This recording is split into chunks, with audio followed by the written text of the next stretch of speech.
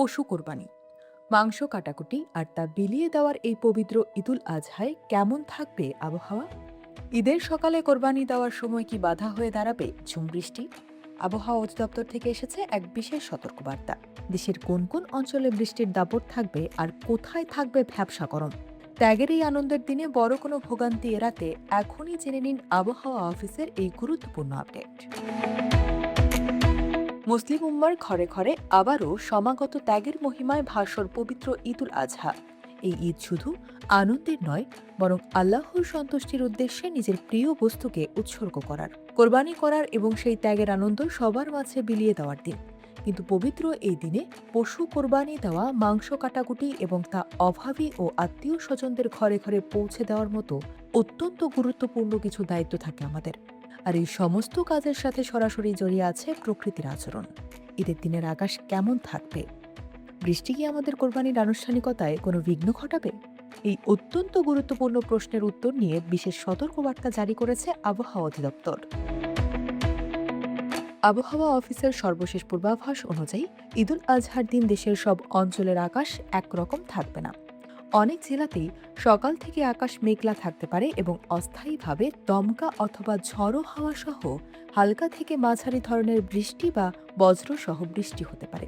বিশেষ করে উত্তর ও পূর্বাঞ্চলের বিভাগগুলোতে ঈদের দিন সকাল থেকেই বৃষ্টির প্রবণতা কিছুটা বেশি থাকার আশঙ্কা রয়েছে।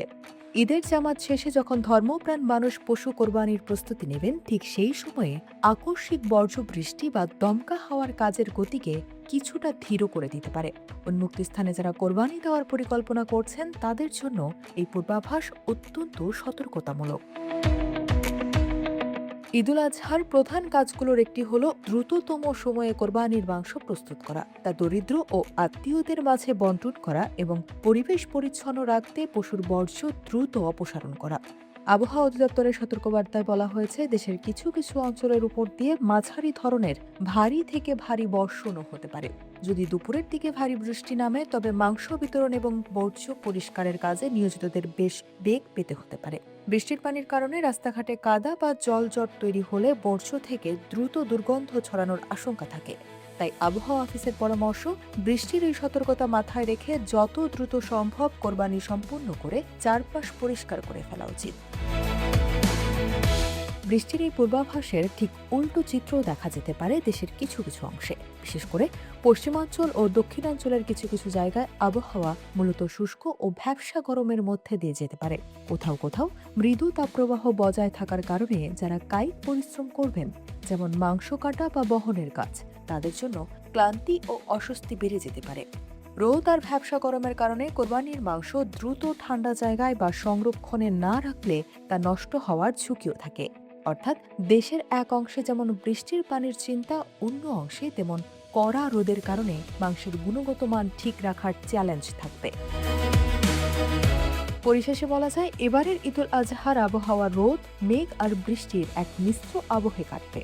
ত্যাগের এই মহান উৎসবে আবহাওয়া অধিদপ্তরের এই সতর্কবার্তা আমাদের সচেতন করার জন্য অত্যন্ত সহায়ক। ঈদের দিন বৃষ্টির হাত থেকে কোরবানির মাংস সুরক্ষিত রাখতে ত্রিপল বা ছাউনির ব্যবস্থা আগে থেকেই করে রাখা ভালো। একই সঙ্গে বৃষ্টির পানি যাতে পশুর বর্জ্যের সাথে মিশে পরিবেশ দূষিত না করে, সেদিকেও আমাদের নাগরিক দায়িত্ব পালন করতে হবে। সব বাধা ও প্রতিকূলতা পেরিয়ে ত্যাগের আনন্দ ছড়িয়ে পড়ুক সবার মাঝে। সবাইকে পবিত্র ঈদুল আজহার অনেক অনেক শুভেচ্ছা।